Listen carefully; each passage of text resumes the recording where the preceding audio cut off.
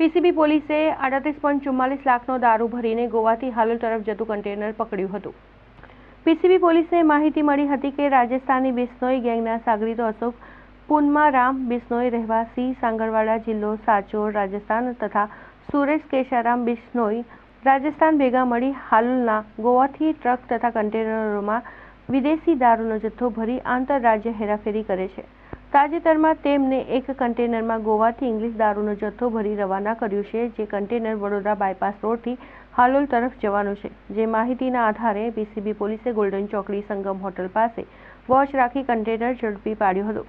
પોલીસે સ્થળ પરથી શ્રવણકુમાર કિશનારામ બિશ્નોઈને ઝડપી પાડ્યો છે અને આરોપી અગાઉ પણ માંજલપુર પોલીસ સ્ટેશનમાં પકડાયો હતો। પોલીસે અશોક બિશ્નોઈ અને સુરેશ બિશ્નોઈને વોન્ટેડ જાહેર કર્યા છે।